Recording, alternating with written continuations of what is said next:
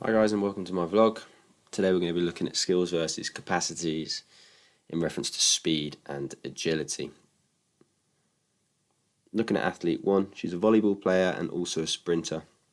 I haven't got a video of her sprint performance, but certainly saw the mechanics and knew that there was improvements that we could make. She's new to A-skips, novel athlete in this respect, so cognitive things that we had to improve with this skill. She exhibits valgus tendencies and he drives in quite a lot as well, which we'll talk more about later. When we slow this video down, key issue I was picking up was the placement of the support leg, coming down, driving in front of her hips, in front of her centre of mass, which will increase the braking forces and reduce her sprint performance. Now we have a still image here, and we can clearly see her foot is in front of the centre of mass. She won't be landing on her forefoot and driving off. There'll be a heel strike, increased braking forces, increasing the necessary forces after that required to propel her onto her next step. So we were looking to improve this. As I said, there was as a novel athlete, there was lots of work that needed to be done. Certainly new to the skill and in the associative phase when I was cueing her different movements. So tried to make it easy, chunking it, slowing it down. So we started with the A march. Now we can see there's lots to work on. There's quite a few heel kicks. Not really driving that foot over the support leg and back round. But just trying to slow it down, help her in her learning. Took away the use of the arms, again to simplify the movement and to focus on the lower half, the lower body segment. And we can see here there's a few good repetitions. She's driving her leg up, coming over that knee and driving it back down. We then progressed it onto stationary A-skip, single leg. And my main focus was the support leg and driving hop as the other leg came up and then landing the second hop as the leg came back down. Now I understand that the more heel kicks being exhibited there, but I wasn't actually too phased about that. I was more worried about the support leg on this occasion. So then we progressed back to working with the A-skips. After a little bit of practice, breaking it down, we could certainly see some improvement, and we can actually see that as we go through this video and this particular exercise. She starts to understand and get a feel for it, and you can see now she's driving her leg up over the bent knee support leg, driving it back down closer underneath her centre of mass. She's also got her chest and her chin up, and a fairly nice rhythm with the movement. And as we can see, her support leg is now under her centre of mass. There'll be more of a forefoot dominant stride, and we can see great differences between her first attempt and her second attempt here. And if we can drive that support leg further under the centre of mass, she'll certainly be able to improve her sprint performance. So moving on to athlete 2, who's a footballer.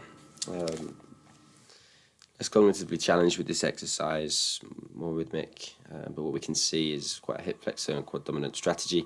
Thigh comes up beyond parallel to the floor, without the heels coming up too close to the butt cheeks. So a capacity issue here. When we see a single leg A-skip, again we can see that the heel isn't quite coming up. Quad dominant probably indicating disproportionate strength between the two muscles. This picture indicates that distance between the heel to butt and the line of the thigh in relation to the floor. So we were looking at improving the strength of the hamstrings with corrective exercises. This is a resistance band hamstring curl, trying to improve the speed strength of the concentric curl of the hamstrings. As we can see, when the heel gets close to the butt, there's a hip flexion. The bum rises, and that's probably because of tight quadriceps and hip flexor, potentially rectus femoris. So foam rolling would definitely be added to the corrective exercises here, trying to increase the mobility of the quads and the hip flexors, as well as obviously trying to improve the strength of the actual hamstring curl, because there's probably a disproportionate strength, as already mentioned, which has got other problems associated, hence the reason for their next corrective exercise in the program. So we're looking at Nordic curls here, increasing the eccentric strength, which has been linked to injury prevention with sprinting, particularly as a disproportionate ratio between quadricep and hamstring strength has been seen to increase the likelihood of hamstring strains, specifically in footballers. So looking to improve that to make sure the athlete doesn't become injured. So next we're looking at lateral ladders. A lateral movement's a big part of volleyball. If you're shifting left or right to get a pass or intercept a block.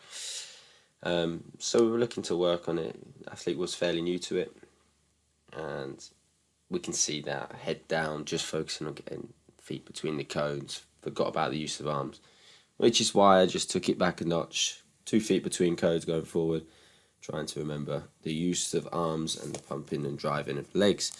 This worked for a few seconds, but quickly she reverted back to being pretty frozen up top and just looking to drive the feet in. Now, there are skill issues here, but the main issue I was worried about was the valgus knees exhibited, as I don't want her becoming injured and being unable to perform. We can see that the knees are pretty central and the heels are wider on contacts, changes of direction.